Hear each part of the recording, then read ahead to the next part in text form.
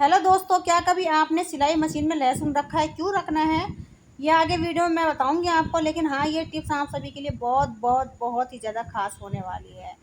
अब यहाँ पर मैं लहसुन सिल रही हूँ। सिलने से क्या होगा इस लहसुन को, ये भी आगे मैंने वीडियो में आपको बताया है, तो बने रहिएगा वीडियो में। चलिए देर न करते वीडियो करते हैं शुरू। यहाँ पर मैंने ली हुई है साड़ी। साड़ी हम सभी लेडीज़ें पहनती हैं, शादीशुदा हों या फिर कोई भी हो। साड़ी आजकल सभी पहनना पसंद करती हैं और एक दो साड़ी तो सभी के पास रखी हुई मिल ही जाती है। अब बात होती है आजकल की साड़ियों का कपड़ा कुछ इस तरीके का आता है कि जब हम साड़ी को हैंगर वगैरह में टांग के रखते हैं तो साड़ी को आपने देखा होगा, एक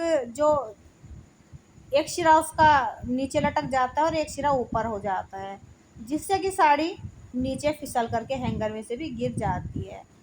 तो दोस्तों बड़ी समस्या हो जाती है, क्योंकि साड़ी की जो तह करनी होती है ना, वो बहुत सिरदर्दी वाली बात होती है। तो आप एक क्लॉथ क्लिप ले लीजिएगा, चाहे तो आप ऊपर सेंटर में लगा के रखिएगा इसको। अगर आपकी क्लॉथ क्लिप छोटी है, हैंगर में नहीं आ रही हैं, एडजस्ट नहीं हो पा रही हैं, तो आप दो क्लॉथ क्लिप लीजिएगा, एक इस साइड लगाइएगा और एक उस साइड लगा दीजिएगा। तो ये जो ट्रिक होने वाली है ना, ये इतनी बेहतरीन है। अगर आपके पास काफ़ी सारी साड़ियाँ हैं और आप अलमीरा में हैंगर में टांग करके रखना पसंद करती हैं, जिन साड़ियों का फैब्रिक थोड़ा सा फिसलने वाला होता है, तो उसमें आप ये क्लॉथ क्लिप लगा करके रखेंगे ना, तो साड़ी बिल्कुल भी फिसल करके नहीं गिरेगी, आपका काम नहीं फैलेगा और आप इजी तरीके से अपनी ढेरों साड़ियों को ऑर्गेनाइज कर पाएंगे। तो ये ट्रिक आप सभी के लिए भी काफ़ी हेल्पफुल हो सकती है, मेरे लिए तो काफ़ी यूजफुल है दोस्तों। मैं अपनी साड़ियों को इसी तरीके से ऑर्गेनाइज करके रखती हूँ, स्पेस भी कम लगता है और साड़ियाँ हमेशा ऑर्गेनाइज भी रहती हैं। तो बढ़ते हैं अपनी नेक्स्ट टिप्स की तरफ। अब यहाँ पर ली हुई है मैंने ईयर रिंग। कुछ लेडीज़ ऐसी होती हैं कि इस तरीके के हैवी हैवी ईयर रिंग्स पहनना पसंद करती हैं, या फिर कम वेट वाले भी जो ईयर रिंग होते हैं ना, पहनना पसंद करती हैं। अब इसमें एक समस्या आती है, ये जब हम लेडीज़ें कानों में पहनते हैं ना, तो कुछ लेडीज़ों की जो स्किन होती है इतनी सेंसिटिव होती है कि जैसे वो इनको वेयर करती हैं, कानों में पहनती हैं, वैसे ही कानों में खुजली मचनी शुरू हो जाती है, इन्फेक्शन सा हो जाता है, पस पड़ जाता है, घाव हो जाता है, बहुत सारी समस्याएं हो जाती हैं। तो मुझे भी ये समस्या है दोस्तों, मैं तो जल्दी से नहीं पहनती हूँ ये वाले आर्टिफिशियल गोल्ड के पहन के रखती हूँ, क्योंकि मुझे भी शूट नहीं करते हैं ये।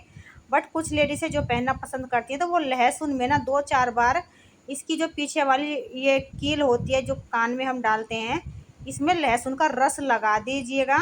तो ये फिर आप इसके बाद पहनेंगे ना, आपके कानों में ना तो खुजली होगी, ना ही आपको एलर्जी वगैरह होगी, क्योंकि जो लहसुन होता है ना, वो फंगस वगैरह को जड़ से ख़त्म करने में माहिर होता है। ये ट्रिक आपको काफ़ी यूजफुल लगी होगी।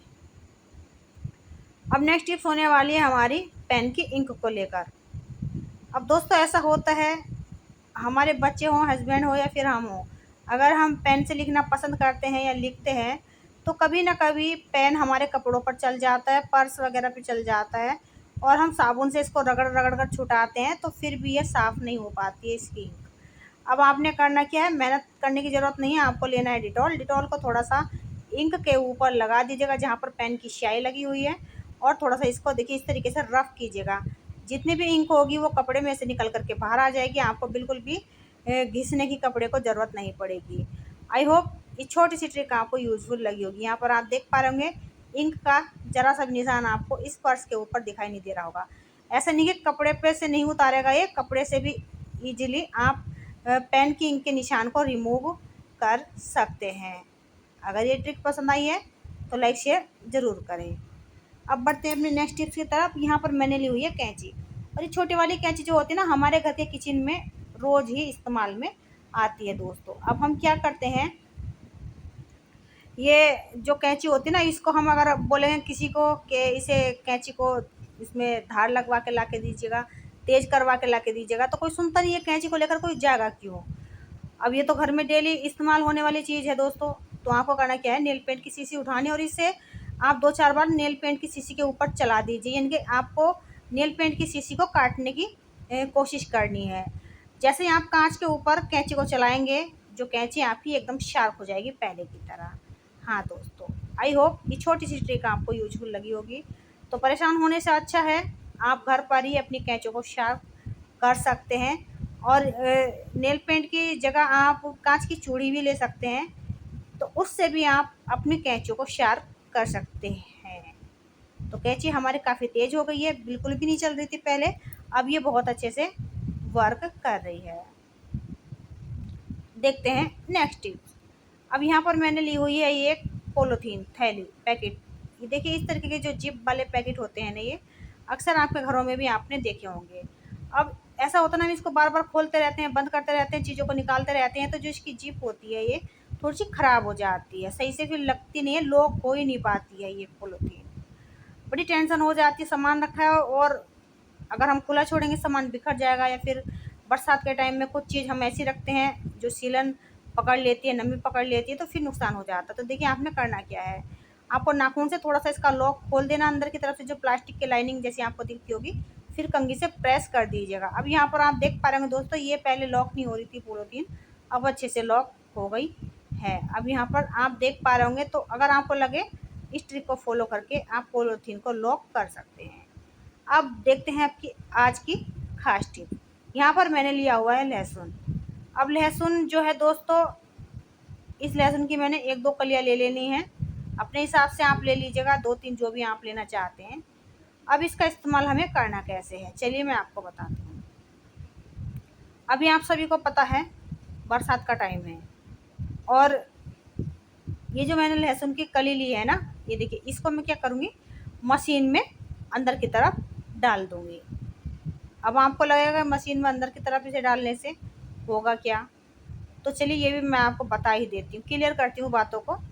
इसे हम मशीन में क्यों डालने वाले लहसुन को, तो देखिए मशीन में ना आपने बहुत सारे छोटे छोटे से या फिर बड़े बड़े से हॉल देखे होंगे। अभी आप यहाँ पर भी देख पा रहे होंगे, जहाँ पर मैंने लहसुन की कली डाली है इसमें भी हॉल है। अभी बरसात के टाइम में छिपकली के इतने छोटे छोटे बच्चे हो जाते हैं कि वो मशीन के अंदर घुस के बैठ जाते हैं। मैंने अपनी मशीन में कई बार छोटे छोटे छिपकली के बच्चे देखे, जिससे कि डर लगता है कहीं काट ना ले। तो आप लहसुन की 1-2 कलियाँ मशीन के अंदर डाल के रखिएगा, इसमें छिपकली बिल्कुल नहीं घुस के बैठे, क्योंकि छिपकली को लहसुन से एलर्जी होती है, वो इसकी स्मेल को बिल्कुल भी बर्दाश्त नहीं कर पाती, इसकी गंध को बर्दाश्त नहीं कर पाती है। तो आप लहसुन की कलियों को मशीन के अंदर ज़रूर डाल के रखिएगा। दूसरा, आपको क्या करना है, इसकी जो नीडल है, सुई है, देखिए इसके ऊपर आपको लहसुन का रस लगाना है। क्यों, मैं बताती हूँ। बरसात है, नमी सभी तरफ फैली हुई रहती है, ख़ास तौर से लोहे की चीज़ों को बहुत जल्दी से जंग पकड़ जाता है। तो आप 1-2 बार इस तरीके से लहसुन की कली पर सुई को चला दीजिए, यानी मशीन को घुमा दीजिए थोड़ा सा, तो इसमें लहसुन का रस लग जाएगा। यकीन मानिए दोस्तों, अगर आपकी सुई पर जंग आ जाता है ना मशीन की, कभी आपकी सुई पर जंग नहीं आएगा। आजमाई हुई ट्रिक है, आप चाहे तो आजमा के देख सकते हैं। फिर मिलूंगी एक और नई वीडियो के साथ, तब तक के लिए bye bye, thanks for watching.